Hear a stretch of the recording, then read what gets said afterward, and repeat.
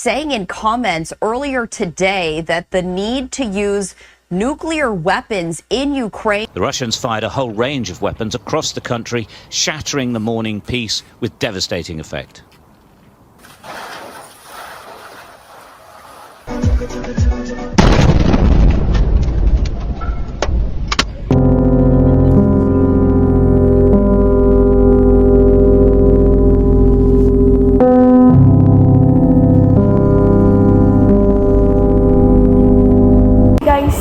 Welcome back to This is Scars of Silence.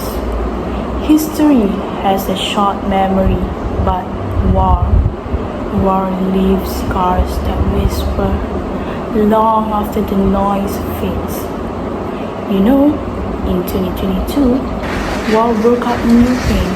Buildings fell, lives were lost, the world watched, but then forgot in this film you will meet 4 survivors.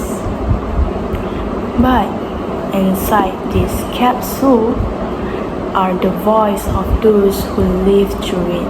People who didn't give up, people who left their stories behind. They didn't ask to be remembered, but their words speak for themselves. Our first story comes from a doctor. She has no tools, no power, but she kept saving lives. I never thought I was stitching wounds, using only flashlight, using treatment for clothes instead of skin. My name is Dr. ADLINA, and I've been a field doctor since the war began. When the first missiles hit, I packed my medical bag and ran towards the sounds of the blast. There was no plan, just the instinct to help. Hospitals were overflowing. Supplies disappeared in days. We set up clinics in subway stations, in school basements, wherever people could survive the night. I've treated toddlers with shrapnel wounds, elderly men who refused to leave their home, soldiers missing limbs, mothers who brought in their sons, and left holding only their wallets. There's a kind of silence that fills these places, the silence after a scream, the silence after someone you couldn't save. But we don't stop. We work 18, 20 hours straight. No clean water, no heat, sometimes no light. But still, we keep going. Because when a life is in your hands, fear has no place. I've treated both Ukrainian and Russian wounded. We don't ask who they are. We ask where they are hurt. I've seen pain. But I have also seen strangers become family. Neighbors sharing their last piece of bread. A soldier carrying an old woman through rubble. War destroys so much, but even in the darkest place, kindness survives, hope survives, and every day I pray for the same thing, peace. Dr. ADRIANA didn't stop. Even with nothing, she found a way to help those people in Ukraine. Next, a teenage girl. She escaped the bombs with only a notebook. She wrote poems to survive. It's been months since the last siren. People say the war is over. But how do we leave something like that behind? The war doesn't end when the guns stop firing. It lingers in the silence, in the cracks. Somewhere between the chaos and the stillness, I found this book. I wrote poems not because I wanted to, because I had to remind myself I was still here, still breathing. The world broke apart, so I built mine in months. The bombs stopped falling, but I still flinch at times. I used to write to escape, but after I realized the poems weren't just for me. They were for those I lost, for the moments we'll never get back. For my best friend, Lina, she didn't make it. We were hiding in the basement when the explosion. I felt her hand slip away. I didn't even get to say goodbye. I thought I'd never again. But I kept writing, not just to survive, but to remember, to keep her alive in these pages. I wrote for everyone I lost, for the pieces of me that died with them, and maybe for the girl I used to be before the war changed everything. I left this notebook in the time capsule. It's my way of telling the world we were here and we live despite everything.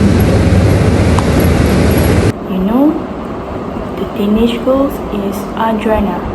ADRIANA's poems held her together.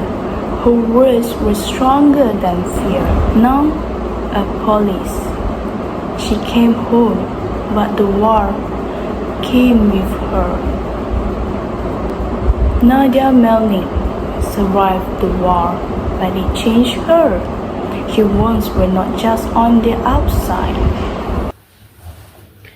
Hi. So if you're seeing this, maybe it's probably 2040 or something. I don't know. But it's weird to think that anyone from future might see this. So, by the way, my name is Officer Nadia Melnik. I'm a Ukraine police officer. Right now it's 2022. So there's a war going on right now. I don't even like to talk it out loud because it's the real thing. Right now, you probably read it about it online or headline or maybe on your textbook. But for us, it's a reality. It's happened every day, every night. When the war started, we didn't get a warning. Just impact. We had to act, guide the civilians, block the roads, help people find a shelter.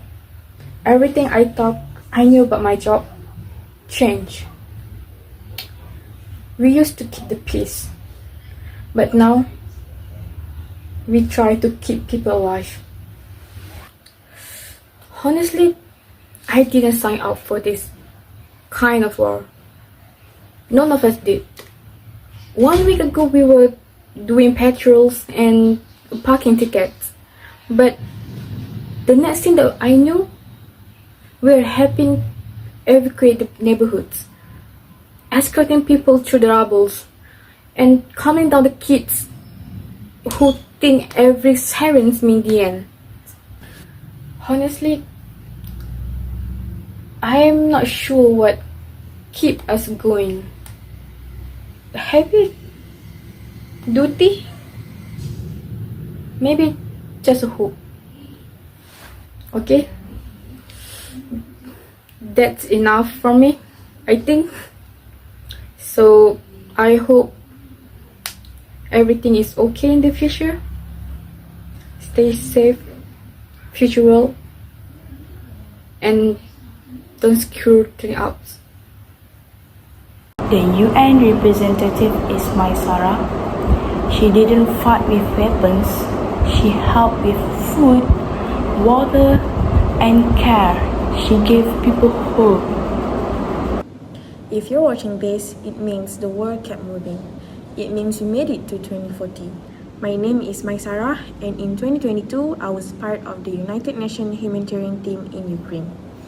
We arrived after the war ended, but for the people, it hadn't really ended at all. Cities were hollowed out, entire families gone, and the people left behind, they had nothing. No food, no medicine, no one. Many AIDS groups had already pulled out. Too dangerous, too broken, but we couldn't turn away. We went where other people wouldn't. We carried in what little we could. Water filters, bandage, blankets. Some days it doesn't feel like enough. But to them, it was everything. There was this woman, Natalia. She hadn't seen help in weeks. When we gave her a single loaf of bread, she broke it in half and gave it to her neighbor. That's the kind of strength I saw every day.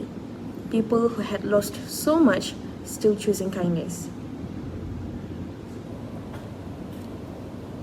I recorded this message not for credit, but for remembrance, so that you, in 2040, will know that when the world was silent, some of us spoke.